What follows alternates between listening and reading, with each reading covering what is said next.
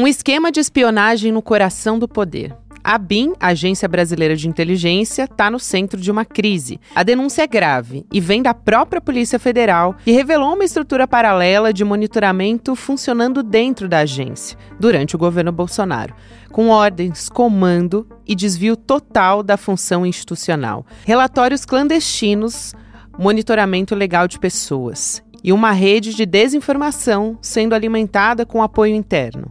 Tudo isso usando ferramentas de inteligência do Estado. Entre os alvos das ações ilegais estão jornalistas e organizações da sociedade civil. O jornalista Leandro Demore, nosso colega, por exemplo, teve a atuação monitorada. O ICL também foi alvo de uma tentativa de destruição de reputação pela operação clandestina. A investigação da PF já pediu o afastamento da cúpula atual da ABIN. E os próprios servidores se manifestaram pela demissão da diretoria da agência. A crise agora é institucional. A pergunta que fica é como uma agência que deveria proteger a República foi usada para atacar adversários, distorcer informações e censurar vozes críticas. Terça-feira, 24 de junho de 2025.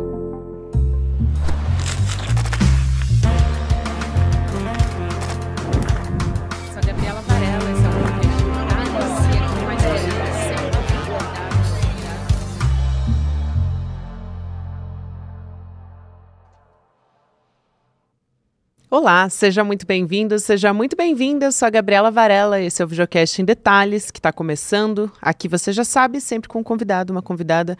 A gente vai analisar uma notícia importante do momento. A gente vai conversar sobre a ABIN paralela com a Juliana Dalpiva, nossa Ju, aqui do ICL Notícias.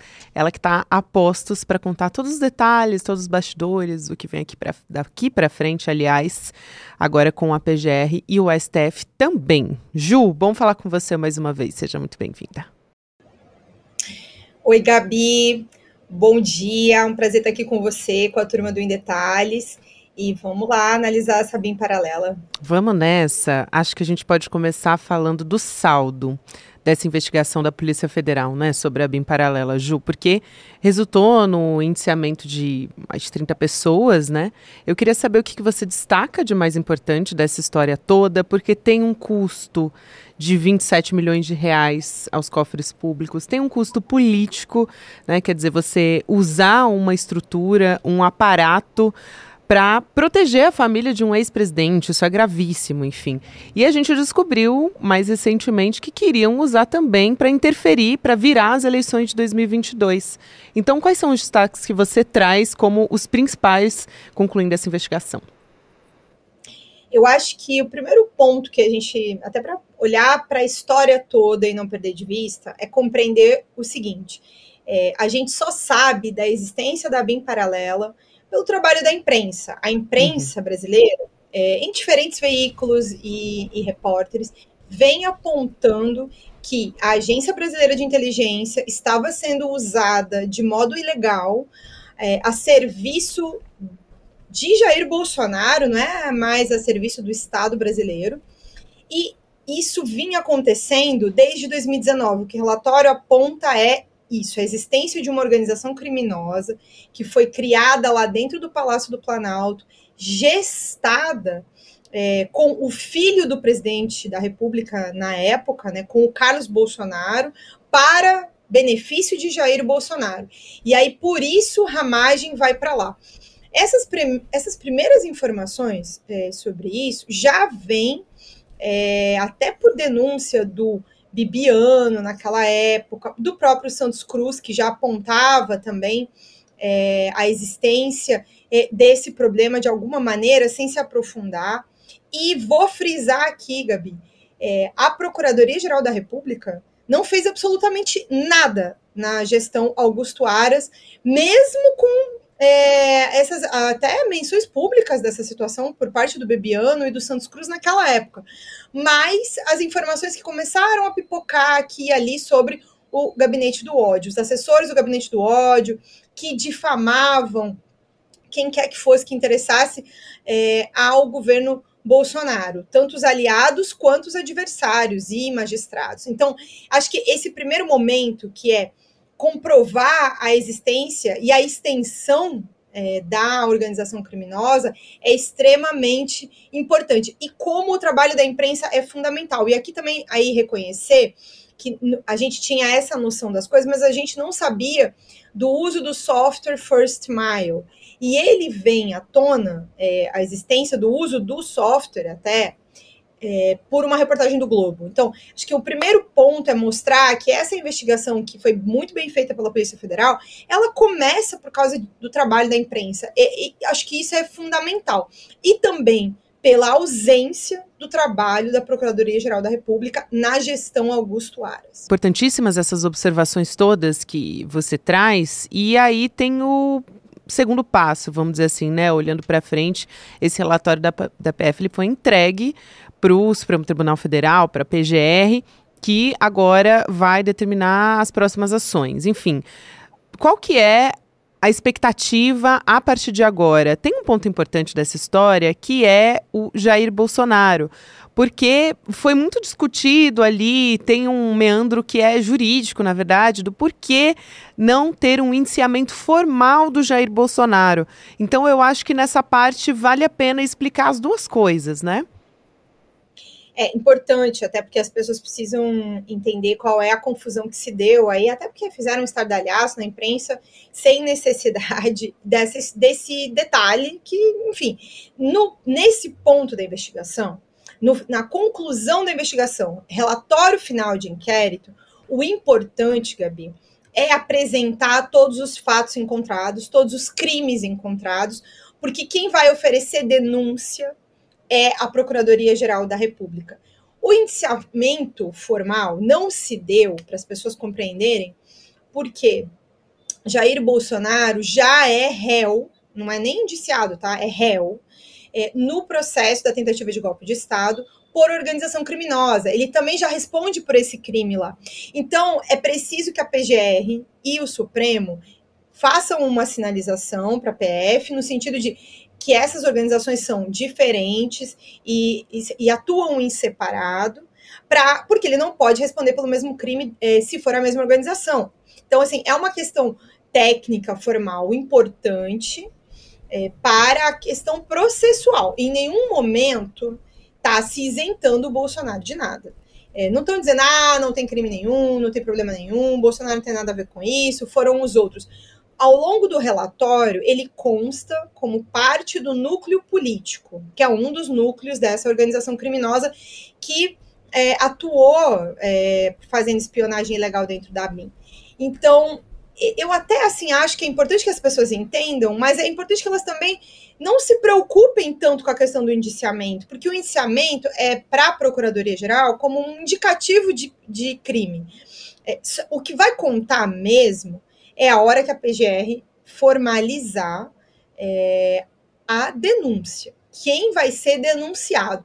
Porque a lista de indiciados, do ponto de vista legal, não muda para quem é indiciado, para quem não é indiciado, essa questão, né? A pessoa não responde processo por ser indiciada. É preciso que ocorra a denúncia. E a denúncia pode acontecer, pelo entendimento da PGR, tanto da lista dos 37, quanto 40, 50, outras pessoas que eventualmente a PF não tenha indiciado, por não ter encontrado os elementos suficientes, ou então a PGR também pode diminuir essa lista e fazer uma denúncia com menos pessoas, que foi o que aconteceu no caso do golpe, por exemplo. A PF indiciou, se não me engano, 40 pessoas. E hoje a gente tem 34, se não me engano, respondendo o processo por tentativa de golpe de Estado. Então, inclusive, tem 2 que a denúncia não foi recebida. Então, assim, a gente precisa olhar para a questão do indiciamento com calma. Não significa nada, né? Assim, o fato dele não estar lá na lista formal. Os crimes que Bolsonaro cometeu estão apontados ao longo do relatório de mais de 1.000 páginas da Polícia Federal. E aí a gente tem os Bolsonaro, quando a gente olha para toda a estrutura da família diretamente implicada. Quer dizer, o Jair, ele era o principal beneficiário dessa história toda, porque ele estava querendo proteger a família. Agora, o Carlos, quando a gente olha para os filhos, ele é o que está mais implicado, né? Foi um dos principais nomes que apareceu nessa lista de indiciados da Polícia Federal. Seria o idealizador, né, dessa estrutura de inteligência paralela, tá ali atuando, aliás, nem atuando, né? Arquitetando uma milícia digital. E o Flávio Bolsonaro e o Jair Renan também aparecem, só que de maneiras diferentes, né? O Jair Renan seria quase um monitoramento preventivo e o Flávio tentando atuar para protegê-lo de uma investigação. Eu queria que você detalhasse um pouco também qual é o papel de cada um dos Bolsonaro nessa história, Ju. Gabi, não ia ter a BIM paralela se não tivesse governo de Jair Bolsonaro.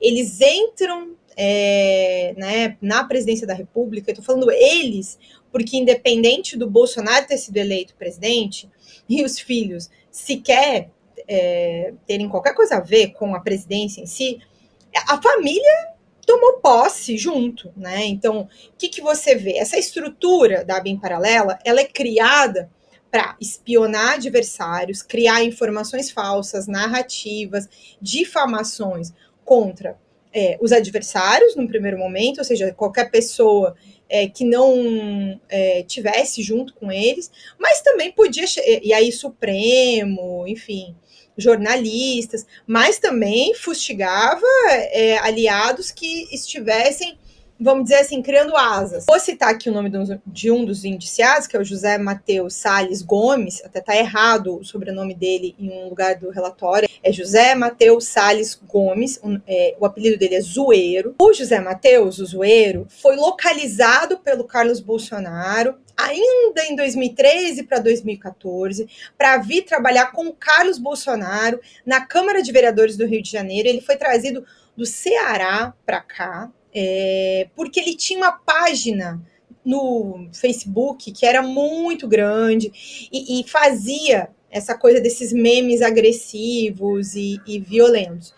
E aí ele traz o Zoeiro para ser funcionário de gabinete, e é com ele que eles gestam ali vários dos ataques. Depois, mais tarde, vão ser cooptados outros assessores para o mesmo tipo de serviço, e aí se monta esse grupinho que depois ficou sendo chamado de Gabinete do Ódio. Todos eles vão com o Bolsonaro para a presidência da República, viram assessores especiais do Bolsonaro. E aí eles vão atuar em coordenação com essa gente que é colocada lá na ABIN, esses policiais federais levados pelo Ramagem, junto com o Ramagem, para a ABIN.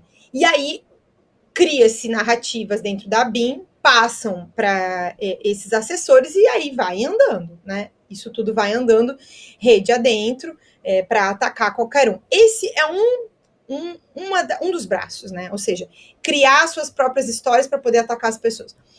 O outro braço da estrutura da família dentro tem a ver com tentar proteger a família das investigações. Um dado importante que foi identificado dentro das investigações é como o Carlos, de novo usando a estrutura do gabinete dele, chama uma assessora dele chamada Luciana, que também foi indiciada, e ela entra em contato com o Ramagem no momento em que ele já não está mais na direção da BIM, mas pelo jeito tinha acesso, para saber informações sobre uma investigação que envolveria o Bolsonaro e os filhos. E aí a mensagem que ela manda para o Ramagem é investigar se podia ter informações sobre o PR e 3 filhos. PR é uma sigla para fazer uma referência a presidente. Todo mundo sabe disso. Já vimos várias vezes mensagens se referindo ao Bolsonaro desse jeito, PR, ou seja, presidente.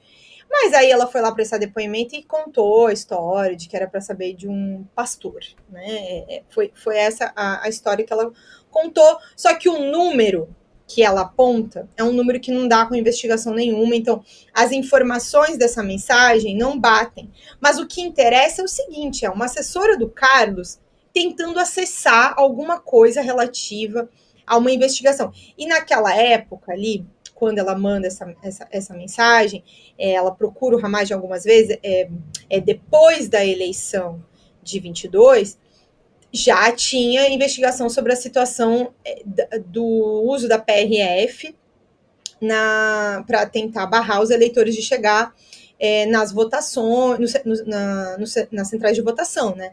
Então, já estava rolando essa investigação e vários dados levam a crer que o que ela queria saber era em relação a essa investigação.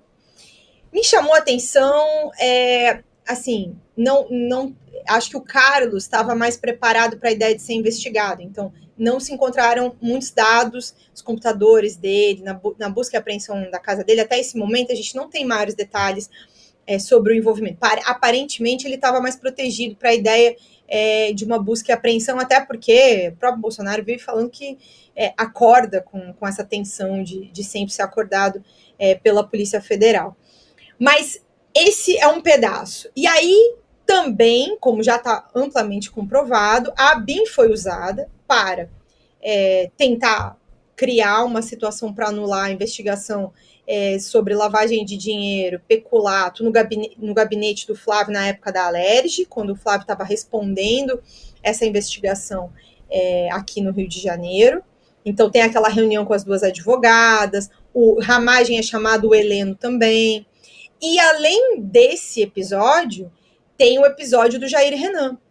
O Jair Renan foi investigado por tráfico de influência e, em determinado momento, a ABIN é acionada para investigar o sócio dele, onde é que estava um carro que ele tinha ganhado nesse processo de influência lá de umas empresas.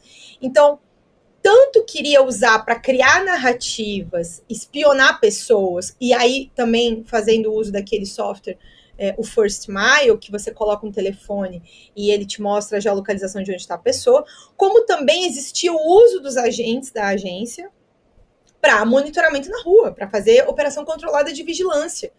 Então, não é só o uso do First Mile, é o uso da agência, dos recursos humanos da agência, em favor de uma inteligência que era para Jair Bolsonaro, pessoa física, não para Jair Bolsonaro, que estava presidente da República.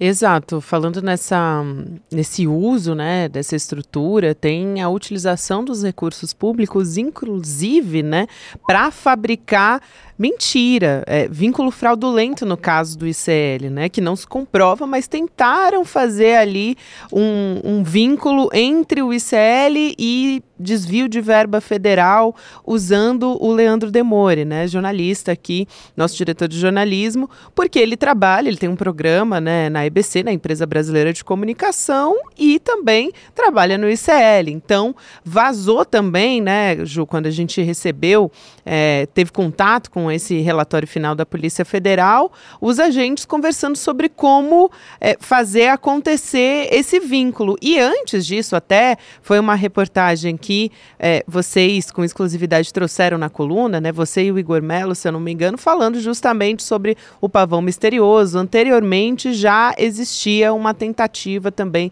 de incriminação do trabalho do jornalismo, né? Que era uma tentativa de descredibilizar a Vaza Jato na época, né? Gabi, esse é outro detalhe, acho que do relatório, que é um detalhe, mas que que é um relatório de 1000 páginas. E aí, muita informação importante. As mensagens são de junho do ano passado, em 2024, né? O tempo que levou para que se chegasse a todos esses crimes permitiu que pessoas que estavam lá dentro da agência e que faziam parte dessa estrutura criminosa continuassem fazendo esse tipo de expediente, mesmo após o fim do governo Bolsonaro. Então, é muito grave que a própria agência não tenha, uma vez que a primeira fase dessa investigação, que eram as operações Última Milha, como estavam sendo chamadas desde outubro de 23. A primeira fase é outubro de 23. Aí depois a segunda fase a operação no Ramagem, a operação de busca e apreensão no Ramagem, é janeiro de 24. Em fevereiro o Carlos é alvo, a terceira. Então, já tinham ocorrido 3 fases de investigação da Polícia Federal sobre o uso da agência, já apontando, por exemplo, para o fato de que a atual cúpula da agência, a direção da agência, estava criando obstáculos para se apurar os crimes que aconteceram na época do governo Bolsonaro. E aí, o governo Lula não fez nada, né? Assim, a Casa Civil da Presidência da República está acompanhando há mais de um ano as suspeitas e os indícios de prova apontados pela Polícia Federal sobre o envolvimento da atual cúpula da ABIN, e nada fez. Então, vai surgir esse caso que você está falando agora, sobre essa outra tentativa de ataque contra o Demore e o ICL, que é de junho do ano passado. E já faz uma semana que o relatório está entregue para o Supremo, e que a gente vem noticiando já há 7 dias, pelo menos, e o governo Lula está em silêncio sobre o fato de que o diretor, chefe de gabinete, corregedor, os antigos funcionários dessas funções estão indiciados, e nada foi feito no sentido de vamos fazer uma mudança, enfim, alguma atitude. E aí eu fico me perguntando o que mais precisa, ou que outros jornalistas serão atacados. Olhando para essa data, junho do ano passado, quando eles pensam esse relatório de desinformação contra o Demore, e eu fui alvo de difamação, e tenho suspeitas de que isso tenha sido feito também pelo grupo do antigo Gabinete do Ódio, 2 semanas depois dessa situação ali, dessas mensagens de desinformação. Quando eu olho para as datas, tudo isso aconteceu em junho do ano passado. Primeiro, aí esse relatório lá contra o Demore, eles aparentemente não encontraram nada com relação a mim, o que não significa que não tenha sido feito, só não foi encontrado. E também que não tenha sido feito pelas pessoas com quem eles antigamente dividiam essas informações. Então, que outros jornalistas, que outros magistrados vão ter que ser atacados para que se faça uma bela de uma faxina lá dentro da ABIN. E o próprio sindicato da ABIN está pedindo isso, está pedindo que se tome providências com relação a essa situação. Quem vai confiar nessa inteligência de Estado depois dessa situação toda? É muito grave tudo que está sendo levantado. Então, e o expediente, eu citei a situação do que aconteceu comigo, porque o expediente de forjar mensagens, que foi o que aconteceu com o Demore antes, eles compraram chips e forjaram conversas dentro de um celular, e aí printaram e botaram na internet. O que fizeram comigo foi, de certa maneira, semelhante. Eles também forjaram conversas e botaram na internet. E quem forjou isso foi o Alan dos Santos, no meu caso, que é uma pessoa próxima a todos esses integrantes do tal antigo Gabinete do Ódio. É muito grave tudo isso, né? Também surgiu um nome novo, monitorado, que não tinha vindo antes, que é da Alice Maciel, da Agência Pública, que também é uma outra grande repórter que investiga desinformação. Então, eu não sei exatamente o que o governo Lula está esperando, sabe? Talvez que o próprio presidente da República seja alvo de algum tipo de, não sei, tentativa de criação também, de narrativa, por parte do corpo técnico da própria agência de inteligência, que agora está sendo dirigida pelo ministro Rui Costa. Então, é tudo muito grave e falta uma ação concreta para sanear tudo isso. Assim. Não sei como é que o Brasil vai enfrentar qualquer tipo de problema, e a gente está em vias de, vendo uma guerra acontecer já no Oriente Médio de novo, e a gente não tem inteligência de Estado para analisar. A gente não tem uma inteligência de Estado que esteja voltada para o Estado brasileiro. Ela está voltada ainda para a guerra interna e psicológica que foi criada por Jair Bolsonaro. Ju, é muito importante você ter falado sobre isso, né? Sobre essa tentativa, vamos dizer assim, de embaraçar as investigações que levaram ao indiciamento do diretor da ABIN, né? Que é o Luiz Fernando. Então, os servidores lá da ABIN, eles estão se articulando enquanto a gente está conversando. Isso pode mudar, porque a gente está conversando na segunda-feira à tarde, mas é importante dizer que eles estão se articulando, inclusive na Justiça, para pedir o afastamento do diretor-geral. Ele foi indiciado pela Polícia Federal na história. A Ju explicou todos os meandros políticos, mas é absolutamente importante trazer o nome, né, do chefe da agência, Luiz Fernando Correia, e também fazer essa observação, porque todo esse bastidor que aconteceu ali, né, e que também houve crítica de está demorando para essa investigação ser concluída. O próprio diretor da Polícia Federal disse, olha, vão ter detalhes ali muito importantes, né? Ele usou até um termo específico que eu peguei aqui, ele falou sobre ela seria uma investigação bastante consistente, então o resultado é o que a gente está vendo agora, né? Só para fechar aqui. Exatamente, uma coisa que me bate desde a semana passada é que, por um lado, a Polícia Federal é responsável pela outra investigação que virou o processo criminal contra o Jair Bolsonaro e os demais, em função de uma tentativa de golpe de Estado. Como é que o governo Lula respalda sua direção da Polícia Federal para apurar a tentativa de golpe de Estado, mas não respalda a sua Polícia Federal para apurar os problemas da Agência Brasileira de Inteligência, que, em certa medida, colaboraram também para a própria tentativa de golpe de Estado. Então, não dá para brigar com os fatos, né? Os fatos são o que eles são, independente de quem fique mal na foto, mal indiciado, apontado por crimes.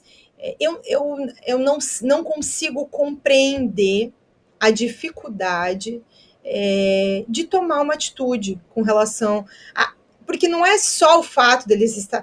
O simples indiciamento não diria nada, mas o que está no relatório é muito grave. Tem a antiga corregedora da ABIN apontando toda a pressão que ela sofreu para não investigar tudo isso. E se não tivesse sido levantado todos esses crimes e todos esses fatos, até o que foi encontrado que subsidia a investigação de tentativa de golpe de Estado, o monitoramento do ministro Alexandre de Moraes e tudo mais, nem isso estaria lá no outro processo. Ainda tem a cúpula envolvida nessa história, segundo a Polícia Federal. É bastante importante, é bastante grave. Obrigada demais. A gente conversa na próxima, com certeza. Em breve a gente ainda vai ter muito para conversar. Valeu, querida. Obrigada a você pelo espaço de sempre. Com certeza, assim que tiver novidade, eu trago por aqui. Beleza, corre para cá. Beijo grande, Ju. Até mais. A gente vai ter dia 29 de junho, 8 horas da noite. Recado importante para você anotar aí na sua agenda. O Investir é para Todos. Então, para você fazer sua inscrição na nossa aula aberta, que vai acontecer num domingo. A gente vai estar ao vivo aqui com o nosso Eduardo Moreira para tirar todas as dúvidas simples e práticas de como você pode começar a investir com segurança, começando do zero. Quer dizer, se você não sabe, não tem a menor ideia, é absolutamente para você essa aula, para você que já tem uma noção também, porque ele vai tirar dúvidas ali. E também quem se inscrever agora vai ganhar um e-book totalmente grátis. Olha só, para você já ir começando a estudar. Então se inscreve em detalhesicl.com.br, garante a sua vaga e ainda resgata o seu e-book de forma gratuita. Agora a gente vai ter o Mercado Investimentos, na sequência tem o Rolê ICL e eu te convido para ouvir o Em Detalhes também nas plataformas de áudio, todos os dias de segunda a sexta-feira. Até amanhã. Você já viu, né? Falar de investimentos parece que é sempre algo muito complicado, mas é de propósito, porque se você entender, você começa a questionar essas aplicações e principalmente começa a escolher você mesmo o que é melhor para o seu dinheiro. É por isso que o Eduardo Moreira, que veio do mercado financeiro, conhece tudo dessa área, vai dar uma aula online gratuita para ensinar para você. Investir é para todos.